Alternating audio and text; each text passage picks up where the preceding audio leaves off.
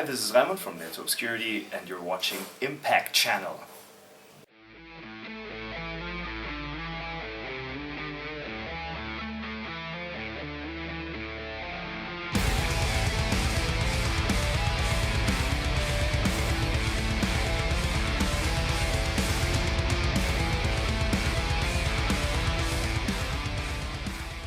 Greetings everyone, we are here with Raimund from Neo to Obscurity.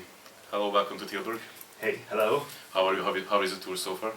Fantastic, really. It's a brilliant package. It's a fantastic camaraderie, you know, the bands and the crews. So it's a joyride. Your latest album, Black Frost, was released in 2019. Are you working on a new album now? Yes, we do. We tried to work on songs during the whole pandemic situation, but it took us longer than we would have loved it to take us. And in the end, I think we will hit the studio next year and release it then. That's the plan, so to speak. Any concept about the next album? I think there are a lot of new nuances, but it's not really a closed concept because we haven't done really like concept records. But as you can see from our former records, that there is some sort of I don't know how to say it. It's more like there is like a lyrical cosmos where everything is located, and this is a continuation of that. Music-wise, I think there is a lot more to discover this time. What do you feel emotionally when you listen to your own music or when you're performing on stage? Oh, yeah, these are two completely different things because I don't listen to our own stuff very often. Sometimes I do, and this is interesting because I now have a lot more distance to the songs if I compare it to the situation when they were actually recorded. Because then I would judge like, oh, this isn't perfect and all that stuff. But now it is what it is, and I can take it like that. So this is the one thing. But the other thing is when I perform them live, I really feel the lyrics again. I really feel how I personally felt when I wrote the lyrics and all that stuff. All the emotions reoccur, and I try to make that visible for the audience. So that's a completely different thing. This is where I really feel like myself and presenting these lyrics to the audience. Is there any song that has a special meaning for you? Oh, there are a lot, to be honest. At the moment it is Clouded Frame, the newest single. Maybe it's because it's so fresh and the whole idea around that song is still present. It's like there are thoughts that are hidden in the blind angle. Like when you're driving a car and you have this blind angle in your car where you actually can't see what actually is there.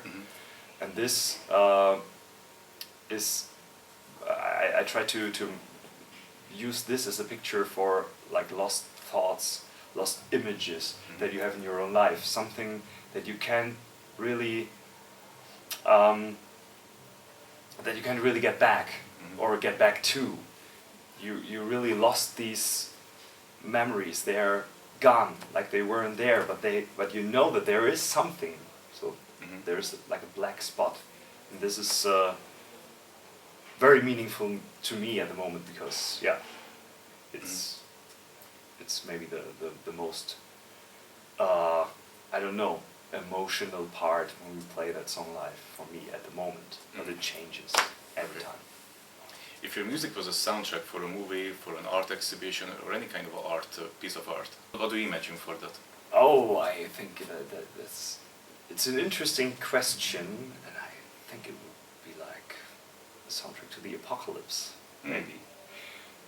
Maybe we aren't that brutal, and you would expect a more brutal band for that, but I like the whole post-apocalyptic idea. Maybe it's more post-apocalypse than apocalypse.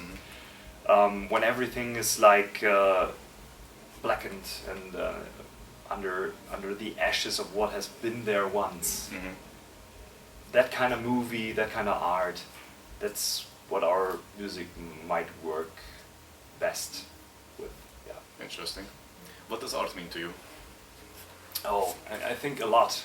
It's tough for me to consider myself an artist because I do growls, and growls don't seem to be artsy in a way. But yeah, I not really like into specific kinds of art. More like a casual movie watcher, all that stuff.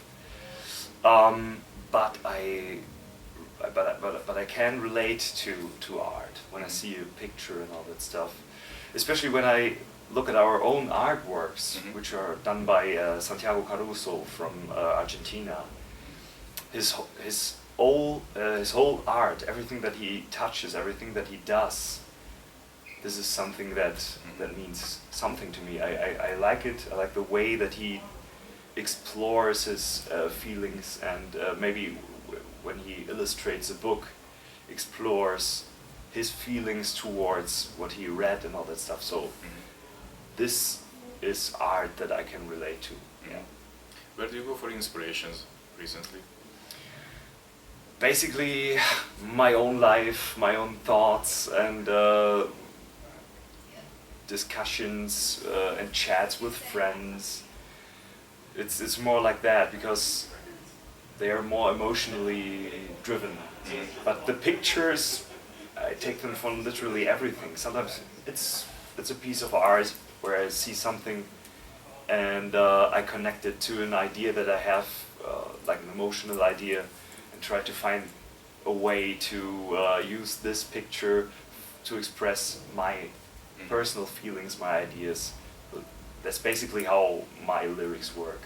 It's more like describing emotions through pictures, and therefore I think life in general is the biggest inspiration, and the pictures, I can take them from literally everything. If you should represent humanity to an intelligent alien race, what would you choose? What would you show to them? Oh my god.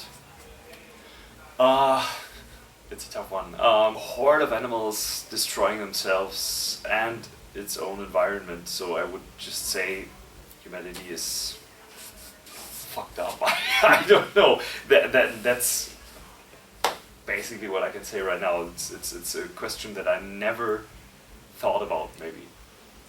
It's a direct annihilation of humanity, I think. Yeah, it is, and I'm part of it. Hello. If you could cooperate with any artist in the world, dead or alive, who would you like to work with? Wow, this is once again such a specific question, and I don't have a proper answer to that because there are so many fields of art. It must not necessarily be music. Maybe the people from ILM. I would love to work with them because I'm really into Star Wars.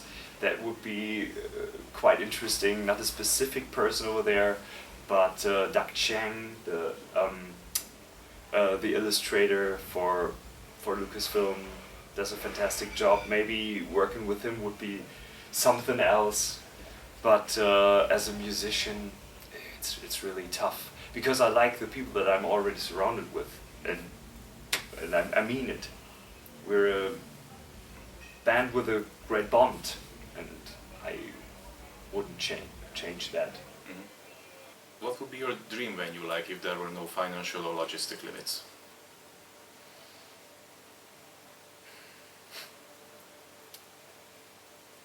Just be... Oh, that's a tough one. Happy? Feeling like really the emotion of fulfillment. Okay. That I really feel that everything came full circle, and I feel like a well-rounded and grounded person. That's maybe my main goal, because all the stones, like the bricks, that's what I want to say, not the stones, all the bricks are already there. I have a fantastic family, I have two great bands that I work with, and sometimes there's the feeling of there's something missing, maybe, and if I find that, I'm happy, but I can't say what it really is. So, yeah. Any specific place where you would like to perform with the band?